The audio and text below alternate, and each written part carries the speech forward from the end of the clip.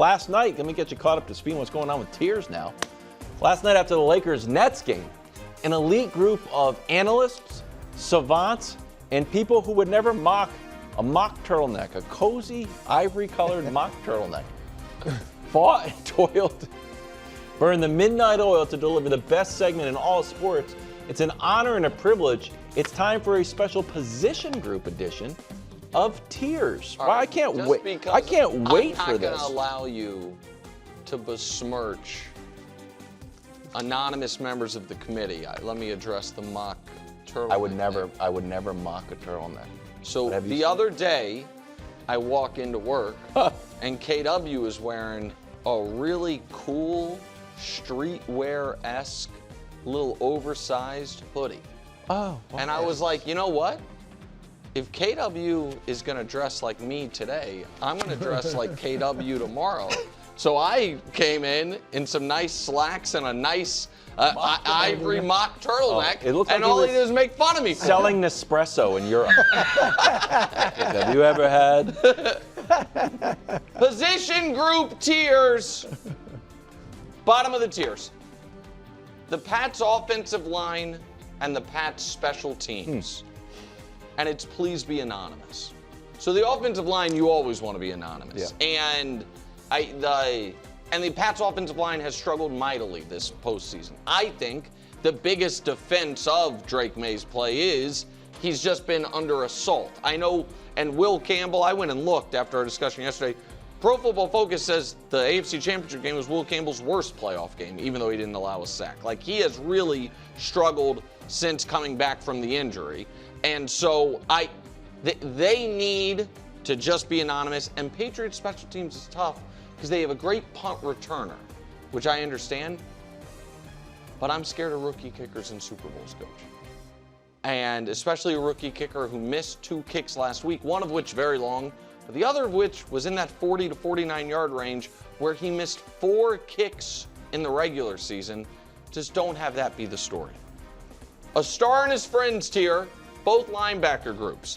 The Seahawks have an awesome linebacker in Ernest Jones, and then some guys. The Pats have an awesome linebacker in Robert Spillane, and then some guys. They are, again, I think these teams are so good, especially defensively. None of their position groups defensively are real weaknesses, but those are the weakest points of each of the teams.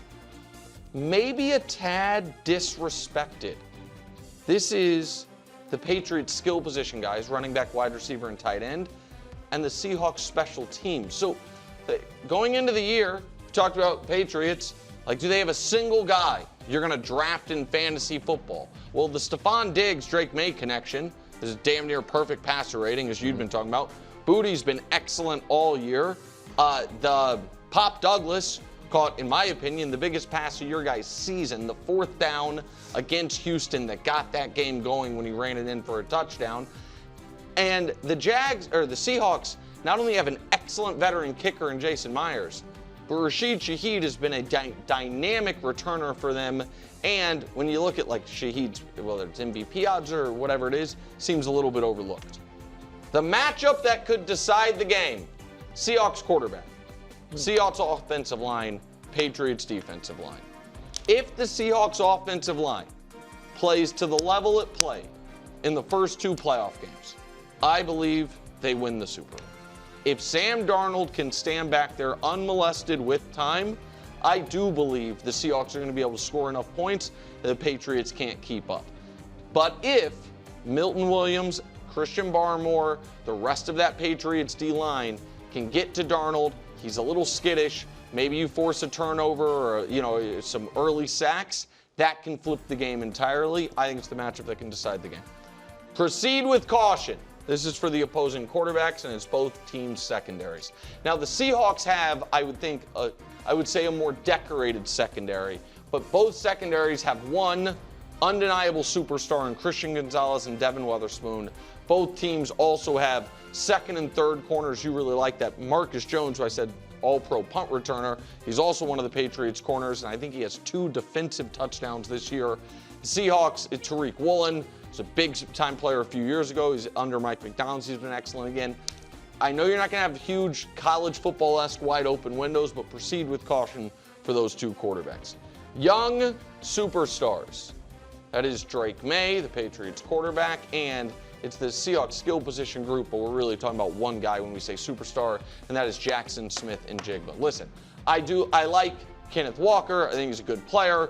Cooper Kupp, obviously not young, but he is Super Bowl MVP in the past. But this is about JSN and Drake Maye, the two best players on these teams this year, the two individual biggest reasons these two teams are where they are.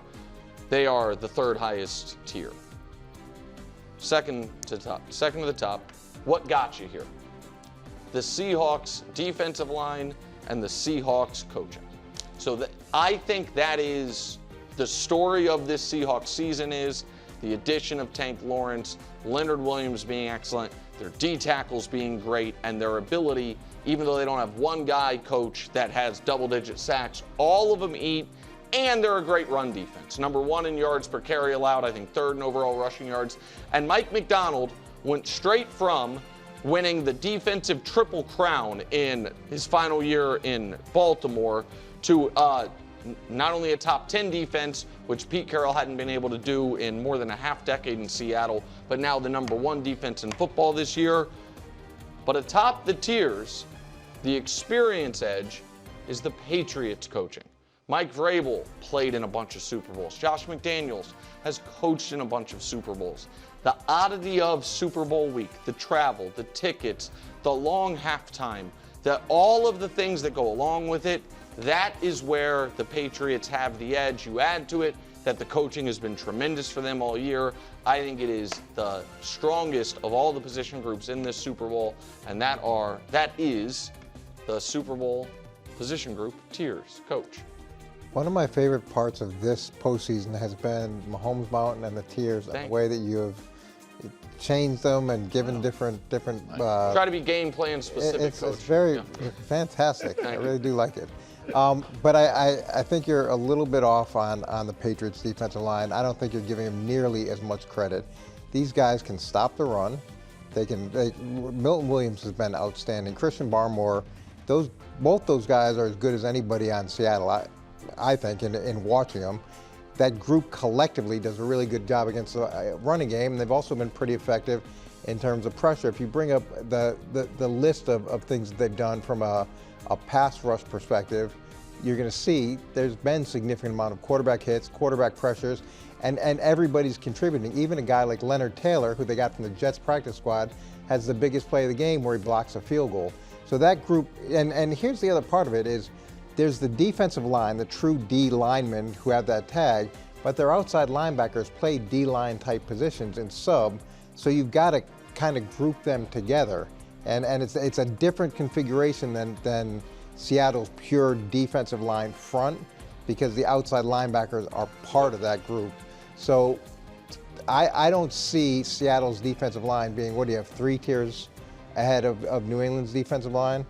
To me, I think that's a little disrespectful to the group New England's bringing to the table. I wasn't trying to be disrespectful to anyone. Also, there is a little trickiness with the position group tiers, which is, we ask Marshall to name them. We try to have some storylines. The matchup that could decide the game kind of worked well. But I understand your point. There was some pushback there as well, which is my way of saying. The mock turtleneck got in the way of it. Unbelievable. Go ahead. Coach, great point. Wilds. Point for the Patriots. We're racking up the points. You're racking up a little today. Shout out to Marshall, because to your point, he does do a great job week in, week out with the titles. And sometimes it's tough because I may agree with the titles, but then I'm like, but I want this up here. Tiers, if we're being honest. So I am moving Darnold, the Seattle quarterback, up 1 tier because proceed with caution. It doesn't match the name, but he just outplayed the likely MVP, everybody's All-American, Matthew Stafford, in the NFC Championship game. He hasn't thrown an interception in his last 3 games. You said earlier, and you're right, he's coming off, everything is positive right now for him.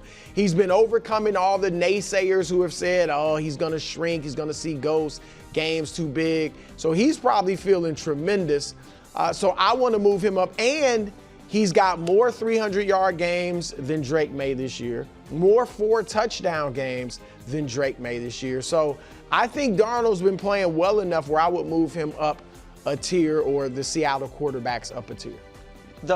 I think that's fair, and he is, as I said before, coming off what I think is the best game of his career, and has to be feeling great. I also think that those, for Seattle at least, their secondary, Jackson Smith and Jigba, their D-line, and their coaching have been bigger factors in them being the best team in the league statistically all year, the #1 seed all year, than Darnold. Recently, the NFC Championship game was Darnold. Their path there, to me, was the collective. Are you worried at all, Brew, that when he throws the first one this game, that it's one is going to become 4? First pick? He might not throw one. The second game against Seattle showed that he can kind of bounce back, because he was struggling. Second game against the Rams. I'm sorry, against the Rams. Yeah. He was struggling early and then came on late, Yep. and so I would think he can overcome it. But look, the Super Bowl is different. Right. So, yeah. I'm going to move the Patriots special teams up. I don't know where to put them. I just don't think they should be bottom of the barrel. Yeah, and we've seen low. Could be a star and his friends, because Marcus Jones is a star, but the rest of your kicker and your punter have not been great. So, we can debate the kicking in the snow is tricky. So we'll start with we'll start with the blocked kick. So I could argue that this was special teams play that kept, won the game for us. So that's a good play on the line. With a guy off the practice squad. Well, that was close. That wasn't that far. That wasn't that far away. Then Marcus Jones. This could turn the game, right? Marcus Jones' career punt returns he's the best of all time with an average of 14. Our punter, oddly, hasn't been really booming the ball, and then in the Broncos game, we actually wanted to keep it out of Mims' hand, which makes me think, are they willing to keep it out of, almost give Seattle better field position? That's risky, to keep it from Shaheed, because is Shaheed going to that's risky a game? Because Jason Myers is a good kicker, and we assume this is going to be a good weather conditions game, good kicking conditions game. If all of a sudden you're giving them field position, they could be a first down away from being in field goal range. I've seen Desmond Howard run one back, Kadarius Toney. If you look back at it, it's no, kick it out of bounds. Don't let Kadarius Toney set up and win that Super Bowl. The Super Bowl Seattle won. The game ended on the second half kickoff. It was 21-0 Seattle, and Denver's hanging by a thread, and Percy Harvin, 100 yards to the house, and that game ended. No, we have seen huge kick returns. You mentioned Kadarius Toney, in this game before. We've also seen huge muffed punts in this game before. The Super Bowl you watched with me, Chiefs-Niners.